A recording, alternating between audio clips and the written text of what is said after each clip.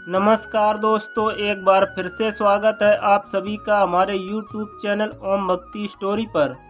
दोस्तों, आज हम सुनाएंगे बंदरिया बनी सुंदर नारी। यह कहानी बहुत ही अच्छी कहानी है, इसको आप अंत तक ज़रूर सुनिएगा। अगर आप हमारे चैनल पर नए हैं तो प्लीज़ हमारे चैनल को सब्सक्राइब ज़रूर करें और वीडियो को लाइक करें और शेयर करें। तो दोस्तों, शरद पूर्णिमा की रात थी। चांद पूरी चांदनी के साथ आकाश में चमक रहा था। मौसम भी बड़ा सुहाना था। रात के 12 बजे जंगल में सब पशु पक्षी आराम से सो रहे थे। चारों तरफ सन्नाटा छाया हुआ था। एक पेड़ की डाल पर बंदर और बंदरिया जाग रहे थे। दूसरे डाल पर तोता और मैना बैठे हुए थे। यह वह समय था जब पशु पक्षी एक दूसरे की भाषा समझ रहे थे।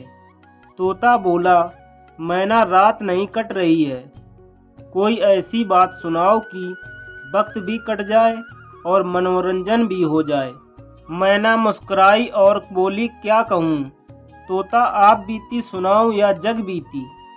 तोता बहुत चालाक था, बोला, आप बीती से भेद खुलते हैं, जग बीती से भेद मिलते हैं, इसलिए तुम तो जग बीती ही सुनाओ। मैना ने कहा, तोता, आज की रात बड़ी चमत्कारी रात है। आज के दिन अमृत बरसता है। अमृत की कुछ बूंदें इस जो ये तालाब बना है इसमें भी गिरेंगी और इसके पानी से कुछ चमत्कारी गुण आएंगे, जिससे यदि कोई भी प्राणी आधी रात के समय में इस तालाब में कूद जाएगा वह आदमी बन जाएगा। तोता बोला, क्या सचमुच में ऐसा हो सकता है? मैना ने कहा, जो प्रेम करते हैं वो सवाल नहीं करते, भरोसा करते हैं, विश्वास करते हैं। तोता ने मैना से कहा, तो फिर देर किस बात की, क्या सोच रही हो? चलो हम दोनों कूद पड़ते हैं। मैना ने कहा कि रहने दें तोता, हम तो पक्षी अच्छे हैं, अभी तू आदमी के फेर नहीं पड़ा है, इसीलिए चहक रहा है। हम अपने ही जात में बहुत खुश हैं। तोता मैना की बातें बंदर और बंदरिया सुन रहे थे। ये सुनकर दोनों चौंक पड़े। बंदरिया तो बहुत अबीर होकर बंदर से कहने लगी कि चलो बंदर, दोनों लोग उस तालाब में कूद जाते हैं। बंदर ने अंगड़ाई लेते हुए कहा, अरे छोड़ बंदरिया, हम ऐसे ही खुश हैं। एक डाल से दूसरी डाल, दूसरी डाल से तीसरी डाल कूदते रहते हैं। पेड़े पर लगे मीठे मीठे फल खाकर अपना गुजर बसर करते हैं। न घर बनाने की झंझट, न किसी बात की चिंता। हमें क्या दुख है? अपनी दिमाग से आदमी बनने का ख्याल निकाल दो। बंदरिया कहाँ मानने वाली थी, उसे तो यह बात दिमाग में बैठ गई। वह बंदर से कहने लगी, बंदर, यह क्या जीवन है? मैं तो इस जीवन से तंग आ चुकी हूँ। इस जीवन से मुझे यह सब करना अच्छा नहीं लगता। आदमी की योनि में जन्म लेकर सारे सुख भोगना चाहती हूँ। देखो, मैंने अपना मन बना लिया है। मैं तालाब में कूदने जा रही हूँ। यदि मुझसे सच्चा प्यार करते हो तो मेरा साथ दो। मैना की बताई घड़ी बीतने वाली है, क्या सोच रहे हो? आओ बंदर आओ, मैं हाथ पकड़ लूँ और कूद पड़ते हैं। बंदरिया की बात सुनकर बंदर हिचकिचाने लगा। तू भी मैना की बातों में क्या आ गई हो? वहाँ लेकिन जो बंदरिया थी वो नहीं मानने वाली थी। बंदर ने कहा, लेकिन हम पानी में कूद पड़े और किसी जहरीले सांप ने काट लिया था।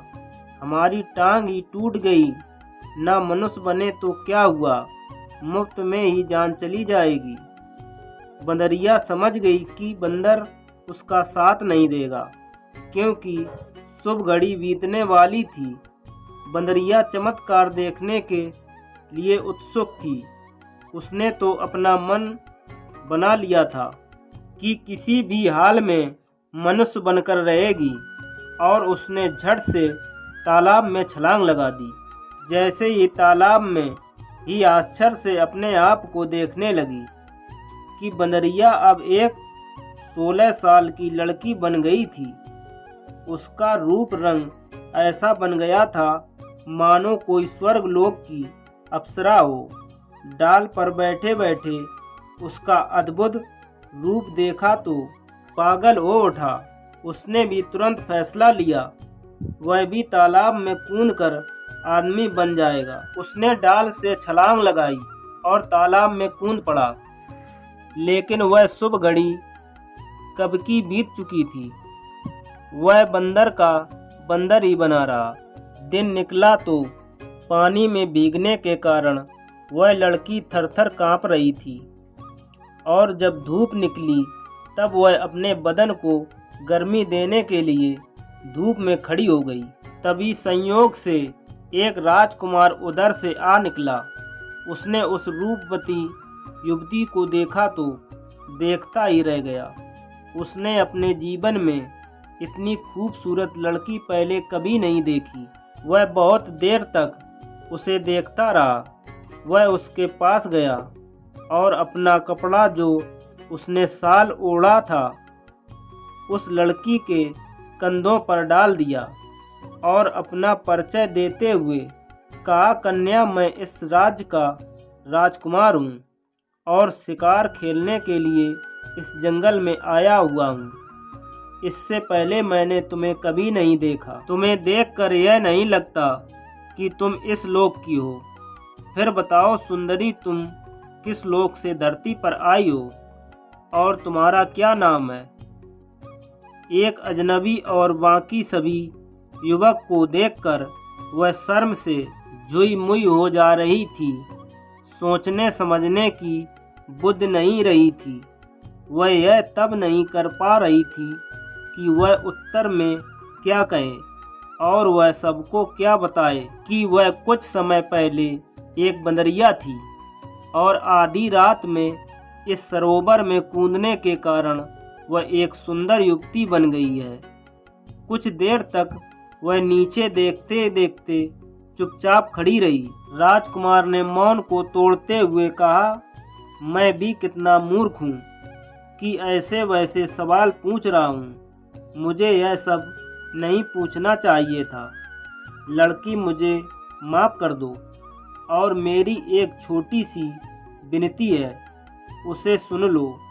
तुम इतनी कोमल हो कि तुम जंगल में रहने के योग्य नहीं हो। फिर भी तुम इस जंगल में रहोगी तो इस जंगल के पशु तुम्हें खा जाएंगे। मैं नहीं चाहता कि तुम उनका शिकार बनो। तुम्हें तो किसी राजमहल में रहना चाहिए। तुम कब तक इस भयानक जंगल में भटकती रहोगी? मेरा कहना मानो और मेरे साथ राजमहल चलो। मैं दुनिया के सारे सुख और सुविधाएं तुम्हारे कदमों में बिछा दूंगा। तुम्हें अपनी रानी बनाकर रखूंगा। पूरे राजमहल में तुम्हारा ही हुक्म चलेगा। तुम देर मत करो और मेरे साथ चलो। शायद यह राजकुमार सच ही कह रहा था। अब वह एक बंदरिया नहीं थी, अब वह एक लड़की बन चुकी थी जो कि वह जंगल में नहीं रह सकती थी। उसे रहने के लिए एक घर भी चाहिए था। अब वह पेड़ पर नहीं रह सकती थी। यह सब सोचकर उसे ठीक लगा और वह राजकुमार के साथ चलने के लिए हाँ कर दी। लेकिन अभी भी उसके मन में बंदर ही रमा हुआ था। लेकिन उसकी आवश्यकताओं की पूर्ति वह बंदर नहीं कर सकता था। इसलिए वह चुपचाप राजकुमार के साथ चल दी और अपनी आंखों में आंसू भरकर बंदर से विदाई ली, यह सोचते हुए कि अब जो होगा सो देखा जाएगा। घोड़े पर सवार होने से पहले उसने अपने बंदर को एक बार फिर देखा और आंसू भरी आंखों से उसे देखती ही गई। बंदर ने देखा कि उसकी पत्नी है जो राजकुमार के साथ जा रही है, तो उसने उस दोनों का पीछा किया। कहा, घोड़े की रफ्तार कहाँ बंदर की चाल, भागता भी तो बेचारा कितना भागता। दम फूलने लगा, आंखों के आगे अंधेरा छाने लगा। आखिरकार वह बेहोश होकर गिर पड़ा। संयोग से उधर से एक महात्मा निकल कर जा रहे थे। जब बंदर को उन्होंने बेहोश पड़े देखा तो वह सब समझ गए, क्योंकि वो सर्वज्ञानी थे। उन्होंने अपने कमंडल से पानी लेकर उसके मुंह में छींटे मारे। बंदर को होश आ गया। होश में आते ही बंदर जोर जोर से रोने लगा और महात्मा जी ने उसे धीरज बंधाया। तो बंदर ने सारी बात महात्मा जी को बताई। महात्मा जी ने उसे धीरज बंधाते हुए कहा कि तुम्हें अपने साथी पर भरोसा रखना चाहिए था। यदि तुम भरोसा करते तो यह दिन देखना नहीं पड़ता। खैर, जो होना था वो तो हो गया। अब तुम मदारी के साथ हो लो। कुछ दिन बाद तुम्हारी प्री तुम्हें मिल जाएगी।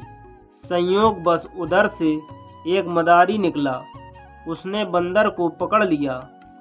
अब वह उस बंदर को गांव-गांव, शहर-शहर उसे कर्तव्य दिखाता और रोजी रोटी कमाता। उधर वह राजकुमार उससे विवाह करने की जिद करने लगा, लेकिन उस लड़की का मन उस बंदर में ही लगा हुआ था। राजकुमार के प्रस्ताव को मना करने के लिए उस बंदरिया बनी राजकुमारी ने एक योजना बनाई। उसने राजकुमार से कहा कि मैंने एक व्रत किया हुआ है, जिसके चलते मैं 1 साल तक विवाह नहीं कर सकती। 1 साल होते ही मैं तुमसे विवाह कर लूँगी। राजकुमार मान गया, लेकिन वह हमेशा उदास रहती थी। उसे उदास देखकर राजकुमार को बहुत दुख होता था। वह उसकी उदासी दूर करने का बहुत प्रयास करता था, लेकिन उसके चेहरे पर प्रसन्नता नहीं दिखाई पड़ती थी। एक दिन राजकुमार ने उससे कहा कि ऐसा क्या करूं मैं कि तुम खुश हो जाओ। ऐसा कौन सा दुख है जो तुम्हें खाए जा रहा है। फिर उस राजकुमारी ने कहा, राजकुमार, यदि आपके राज्य में कोई मदारी, कोई संगीतकार या कलाकार अपनी कला का प्रदर्शन करने आए तो उसे सबसे पहले महल में आकर मेरे सामने प्रदर्शन करना होगा। राजकुमार ने कहा, बस इतनी छोटी सी बात। और राजकुमार ने सारे राज्य में डोंडी पिटवा दी कि कोई भी कलाकार अपनी कला का प्रदर्शन करना चाहता है तो उसे सबसे पहले राजकुमारी के सामने आकर कला का प्रदर्शन करना होगा। संयोग से वह मदारी उस राज्य में ही आ पहुंचा। नियम के मुताबिक उसे उस युवती के सामने कला का प्रदर्शन करना था। मदारी की रस्सी से बंधे बंदर को देखते ही उस रानी ने बंदर को पहचान लिया। उसे मदारी को कुछ असरपियाँ देकर उस बंदर को खरीद लिया। अब वह दिन भर बंदर के साथ रहती, पुराने दिनों को याद करती और अपना दुखड़ा रोती। एक दिन तोता और मैना उड़ते हुए उसी अटारी पर आ बैठे, जिस अटारी में वह लड़की और बंदर आराम कर रहे थे। लड़की आराम कर रही थी और बंदर उसी के पास बैठा हुआ था। तोते ने मैना से कहा, मैना सुनो, अगर इस घड़ी कोई मर जाए तो उसे नींबू के पेड़ के नीचे दबा दिया जाए तो अगले जन्म में वह आदमी बन जाएगा। इतना कहकर वे दोनों वहां उड़ गए। बंदर ने तोते की बात सुन ली थी। उसने उस बंदरिया जो कि नारी थी उसे जगाते हुए कहा कि मैं अपने प्राण त्यागने जा रहा हूँ। तुम मुझे इस नींबू के पेड़ के नीचे दफना देना। अगले जन्म में मैं आदमी बन जाऊंगा और तुमसे विवाह रचा लूंगा। फिर सदा सदा के लिए एक दूसरे के हो जाएंगे। इतना कहकर बंदर ने प्राण त्याग दिए। राजकुमारी अगली घड़ी का रास्ता देखने लगी। रात आई, उसने भी राजकुमार से कहा, मेरा भी अंत समय आ गया है। मेरे मरने के बाद तुम मेरे शरीर को नींबू के पेड़ के नीचे दफना देना। कुछ दिनों बाद हम दोनों का जन्म हो जाएगा।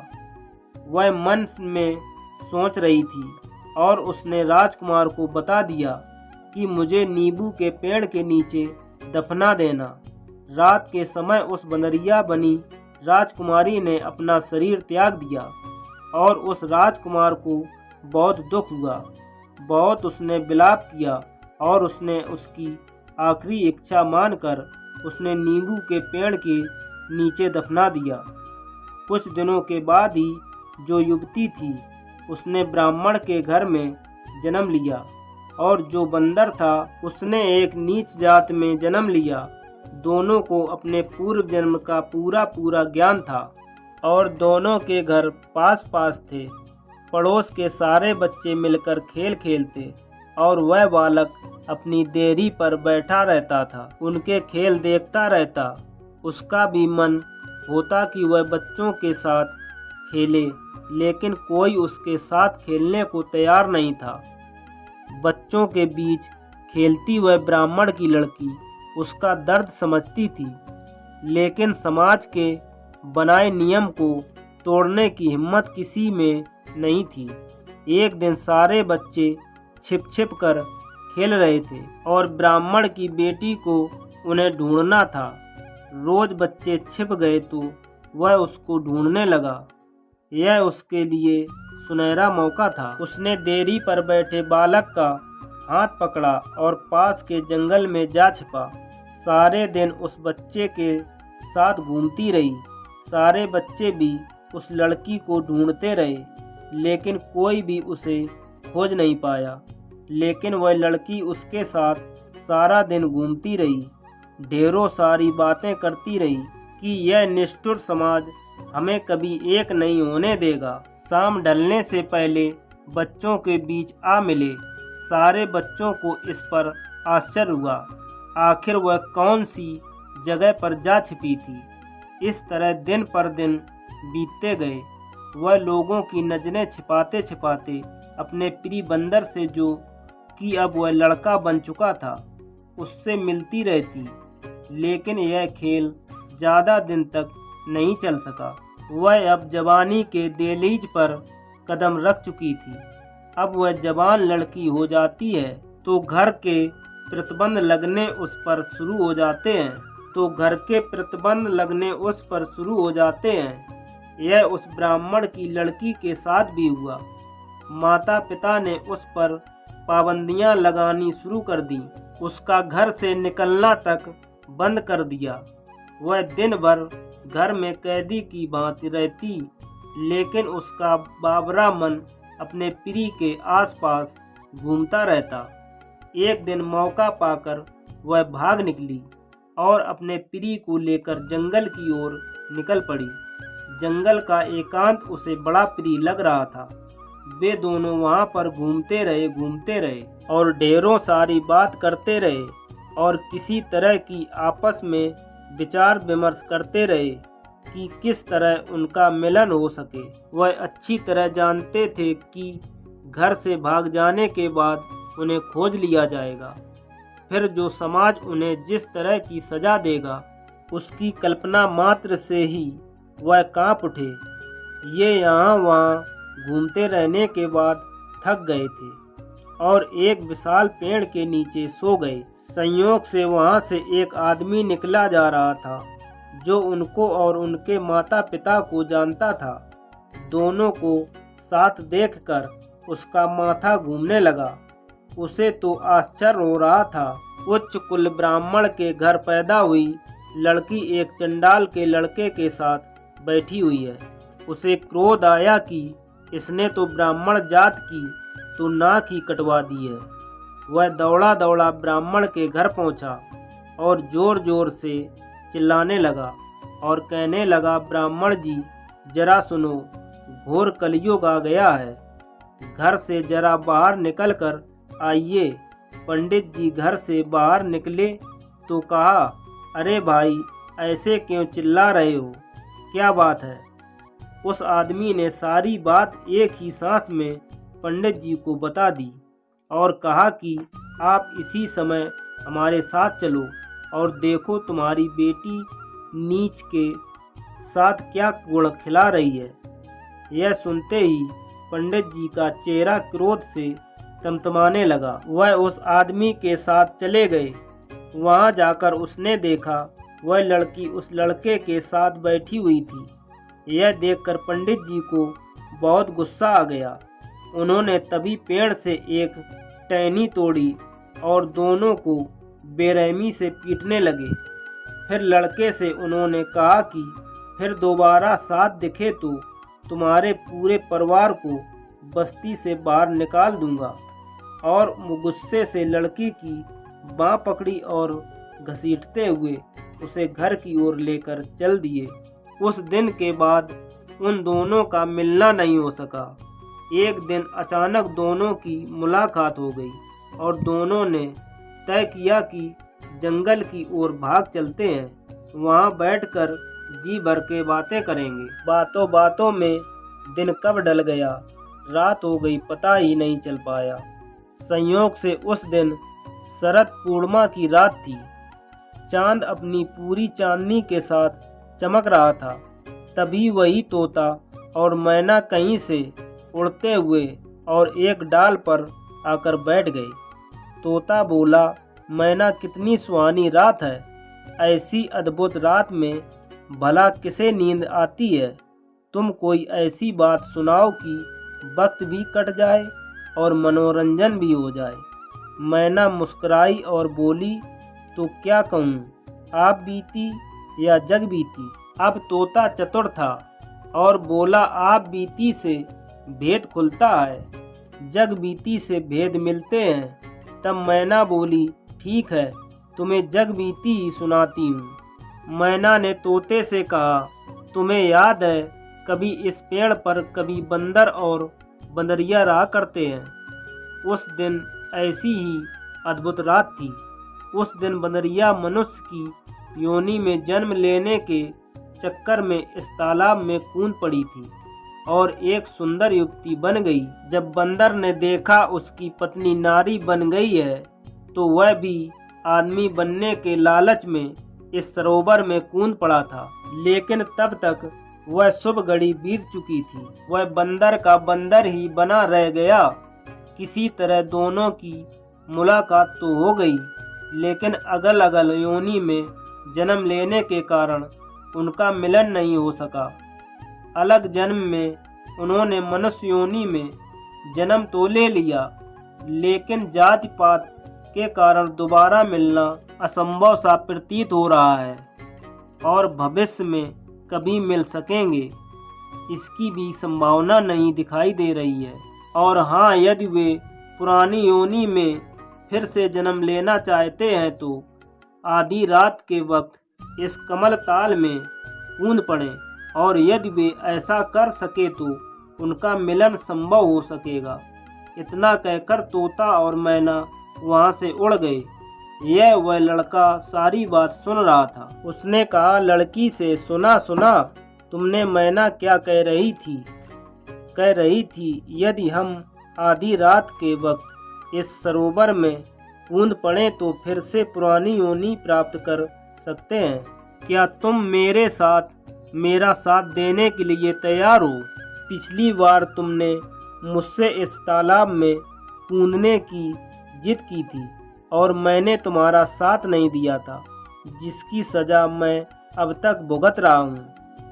अब मैं तुमसे कह रहा हूँ, चलो हम इस तालाब में कूद पड़ते हैं और फिर से बंदर और बंदरिया बन जाते हैं और फिर अपने जीवन में खुशी पूर्वक रहेंगे। बंदर बहुत अधीर था। वह अधीर होकर उस कन्या से बार बार कह रहा था, लेकिन जो ब्राह्मण की बेटी थी वह इस समय गंभीरता से कुछ और ही सोच रही थी।